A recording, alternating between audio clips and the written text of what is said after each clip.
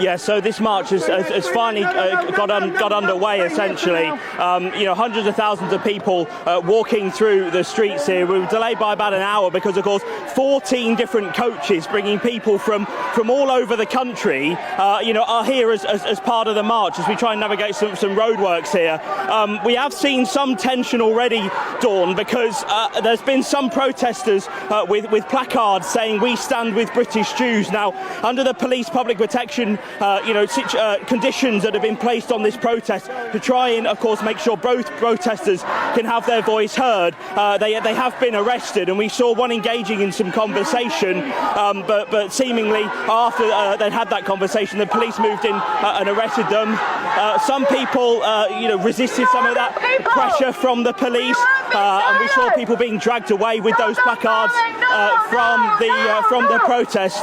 But plenty of people, as you can see here, at the front of the protest, linking their arms. We'll see if we can get and speak to one of them. Can I speak to you quickly? Why protest today, given that we're kind of 24 hours after a ceasefire came into effect?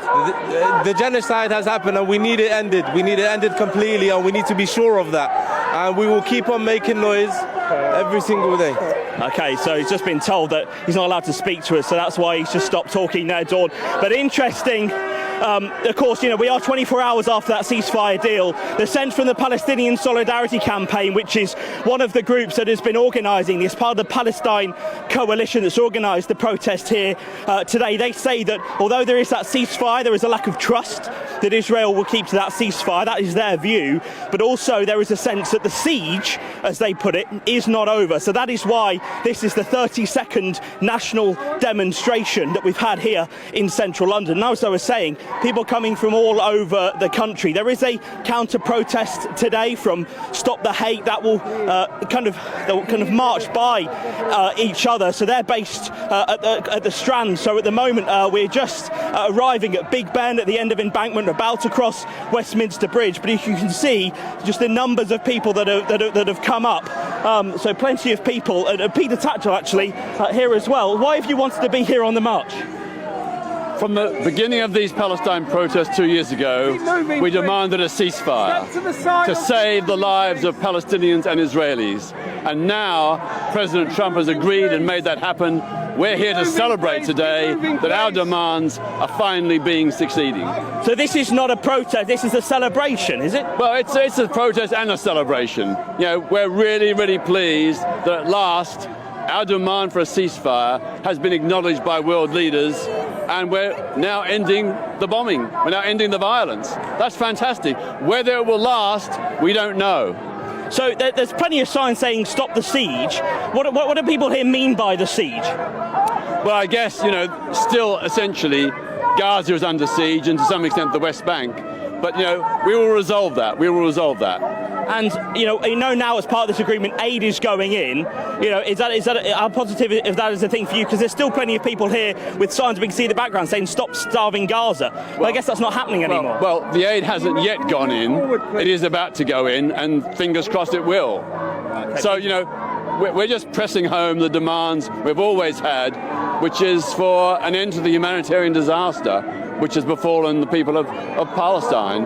And no matter what Hamas has done, it does not justify Israel killing over 18,000 children. That's just unacceptable.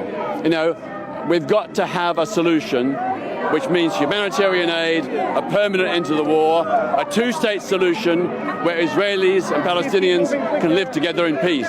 Pete Tatchell, thank you so much for joining us. Of course, him and many other faces here on the march, as we're saying, from all over the country, and we'll bring you more as it now marches towards Whitehall. We're living in a time of what feels like pretty significant social change, and it makes us question things that we've even taken for granted for decades. And one of those at the moment that people are wondering about is actually money.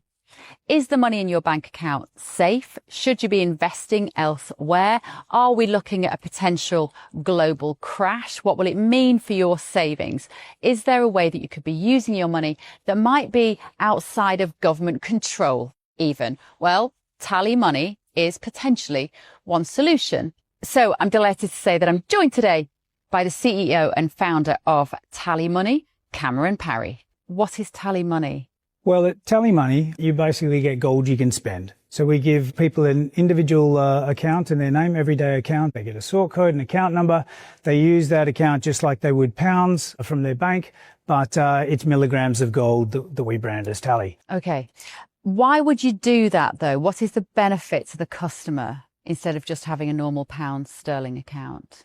Gold's performance against the pound is above 11% per annum over the last 25 years on average. But we still need money in our daily lives, and we have savings. We know that it's good common sense and prudent to save up for things, not just live in credit. You know, whether it's a holiday or a rainy day, your retirement planning, you need to have money in your life, basically, that you can rely on, that's dependable, that nobody meddles with, that nobody can weaponize against you, which is another element of government control when it's the government currency, which we could talk about another time.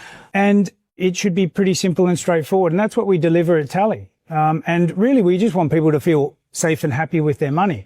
There was a time when the bigger your bank balance, the more confident you felt. Now it's like, I need to do something with it. I can't leave it there. In Tally, you can. Okay, brilliant. Cameron Parry from Tally Money, thank you so much. Thank you, Bev.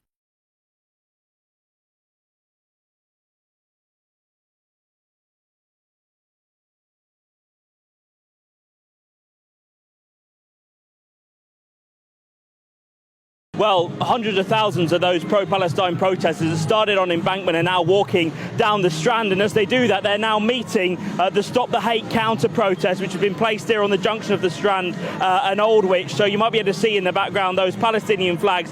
And now as they march by this collection of Israel flags, we've got the Welsh flag, the Union flag, an American flag as well. So